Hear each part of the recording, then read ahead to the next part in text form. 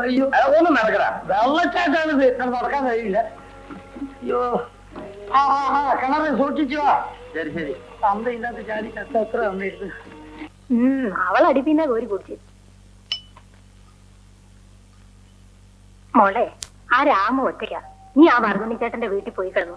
അങ്ങാര് രാമനെ നമ്മളെ ഏൽപ്പിച്ചിട്ടാ പോയത്. മുമ്പൊക്കെ ആണെങ്കിൽ ആ ഔസേപ്പച്ചൻ കൂട്ടിനുണ്ടായിരുന്നു. അയാളും ചത്തു. ശരിയാ, പാവ ആ ചെറുക്കൻ അവിടെ ഒറ്റയ്ക്കുള്ളൂ. വല്ലതും കണ്ട് പേടിക്കുക വരെ ചെയ്യും. നീ അവിടെ പോയി കിടന്നു.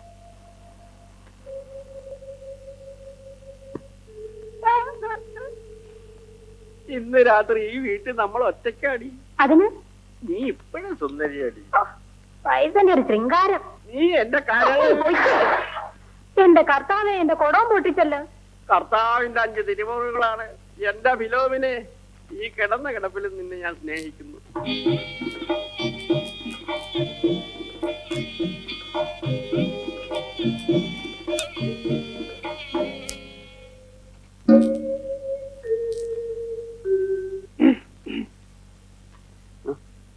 എന്താ ചേട്ടത്തി?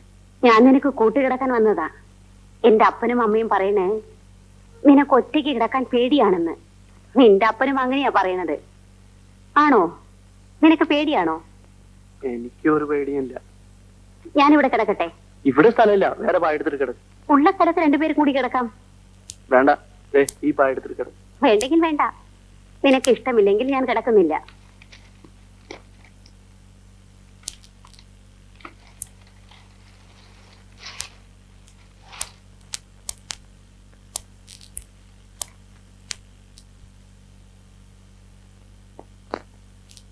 കിടന്നോ?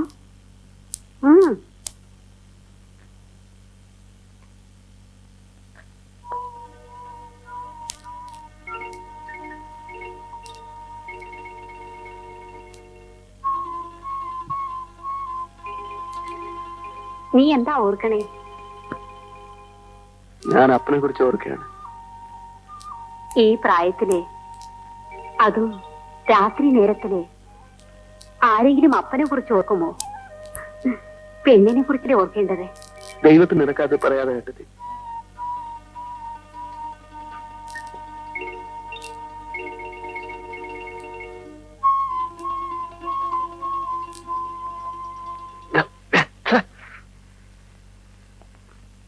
ഞാനിന്ന് കുളിച്ചത് വാസനയുള്ള എണ്ണ പുരട്ടിയാണ്. ചേട്ടത്ത് കിടന്നുറങ്ങ. എനിക്ക് ഉറക്കം വരുന്നില്ല.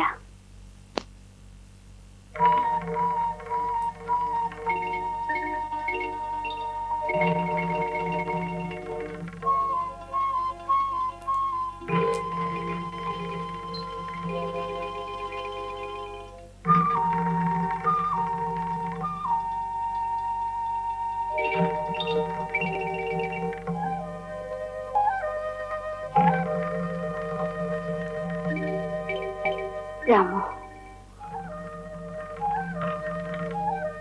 എന്നോട് പിണക്കമാണോ?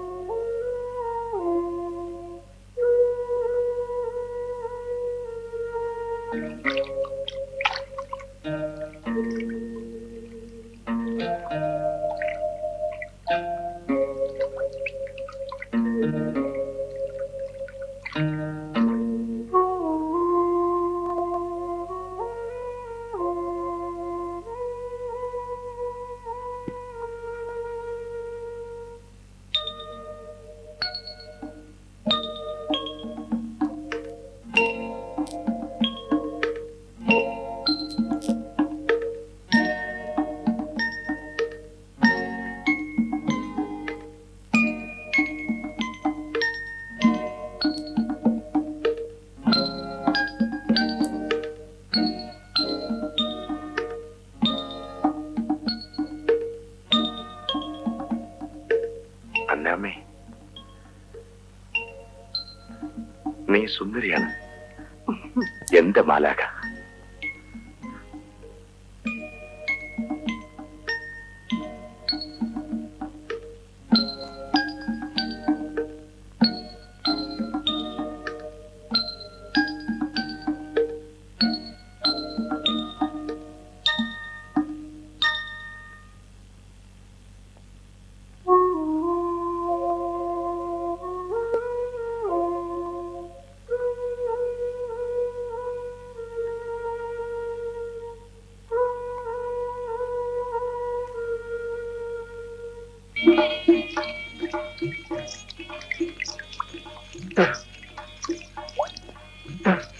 അന്നാമ്മേ, എത്ര നാളാ ഞാനിങ്ങനെ വല്ലോന്റെ ലോറി ഓടിച്ച് കഴിയുക.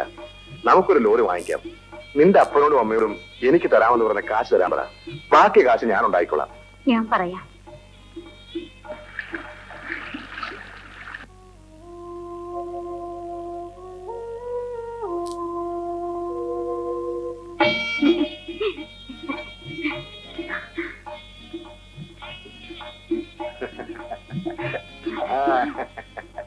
ഇന്ന് ഞാനും കൂടെ വരും. അയ്യോ വേണ്ട, പിന്നെ ആകട്ടെ.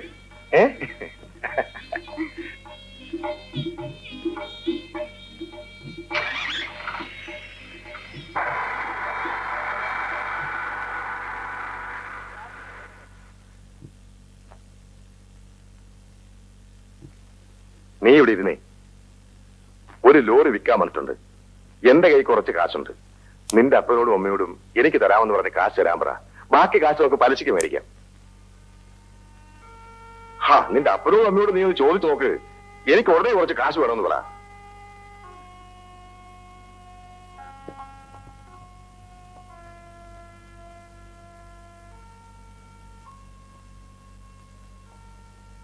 കാശ് വേണമെന്ന്.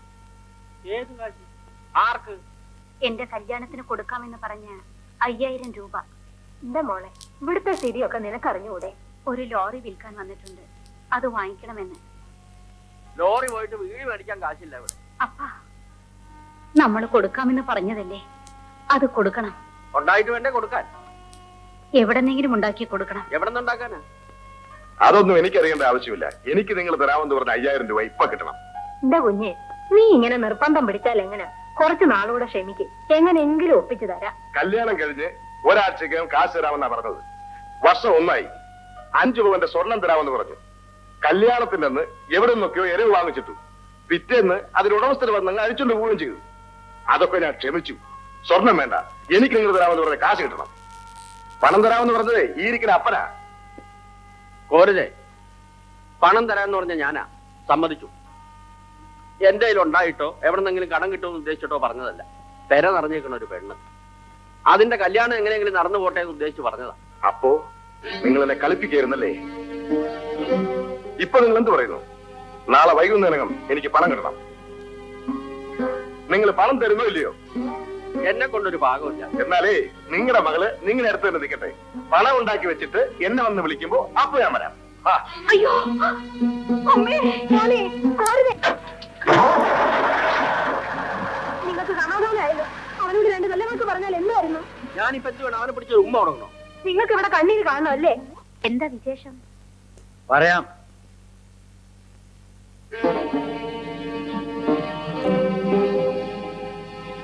ഒരുതേ, നിനക്ക് ഇവളെ മനസ്സിലായോ?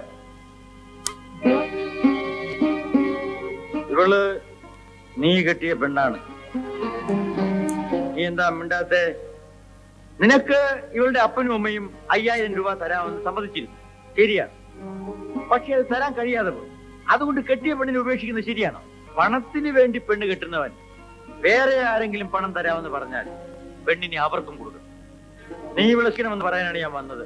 എനിക്ക് ഇവിടെ സ്വീകരിക്കാൻ വയ്യ വർദ്ധനേട്ടാ. നിനക്ക് തരാമെന്നേറ്റ 5000 രൂപ 1 വർഷത്തിനകം ഞാൻ തന്നോളാം.